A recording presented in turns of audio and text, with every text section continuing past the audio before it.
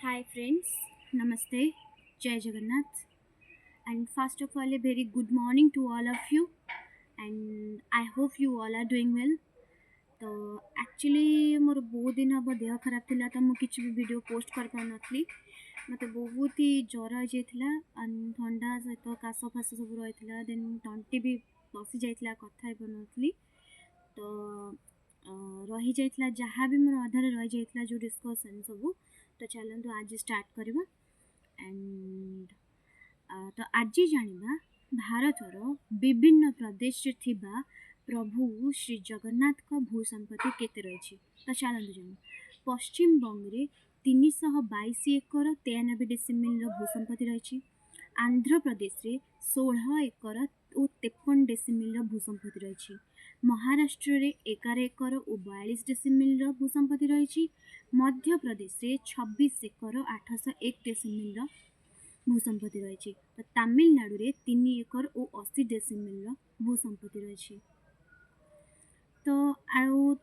आउ किछि जानिबा ओडिशा राजस्व डिविजन ओडिशा रे केतोटी राजस्व डिविजन अछि एंड कोठी कोठी अछि तो चलंतु जानिबा प्रथमे होछि केंद्रांचल राजस्व आयोग स्थान होछि कटक दक्षिणांचल राजस्व आयोग स्थान ब्रह्मपुर उत्तरांचल राजस्व आयोग स्थान संबलपुर तो ये चलतु जानिबा ओडिशार केतोटी प्रधान ह्रद और नदी तो नदीर नाम उत्पत्ति स्थल और दैर्घ्य ये सब विषय आलोचना करबा तो नदीर नाम महानदी उत्पत्ति स्थल मध्य प्रदेश दैर्घ्य 880 किलोमीटर ब्राह्मणी नदी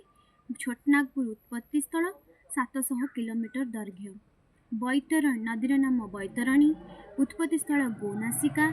दैर्घ्य 335 किलोमीटर नदीर नाम ऋषिकुल्या उत्पत्ति स्थल बौद्ध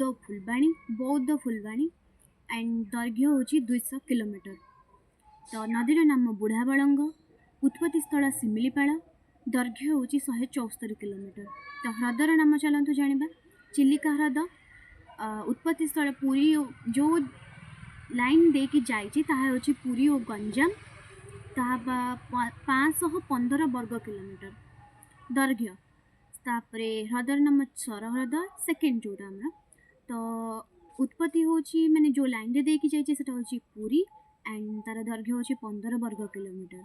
अंशुपा ह्रद कटक 42 वर्ग किलोमीटर ओडिशार केतोटी जलप्रपात चलतु जानिबा जलप्रपातर नाम होची बरेही पानी जिला होची मयूरभंज डुडुमा कोरापुट प्रधानपाट देवगढ़ केंतामारी फुलबाणी खंडाधार सुंदरगढ़ पुटुड़ी फुलबाणी सानघागरा केन्दुझर रावणधार कलाहांडी बेगरा कोरापुट खंबाबालधर कलाहांडी खसड़ा गजपति ओडिशार केतोटी उष्ण प्रसवणर नाम होची तप्तपाणी जिला होची गंजाम ताराबेली पुरी अट्री पुरी बंसकेला कलाहांडी आठमल्लिक ढेंकानाल तो आज एतिकी आलोचना देन नेक्स्ट टाइम आम आलोचना करबा ओडिशार केतोटी विद्युत उत्पादन केन्द्र रही ओडिशार वन्यजंतु संरक्षण केन्द्र केतोटी रही ए विषय आलोचना करबा तो आज एतिकी रहउची नमस्कार जय जगन्नाथ।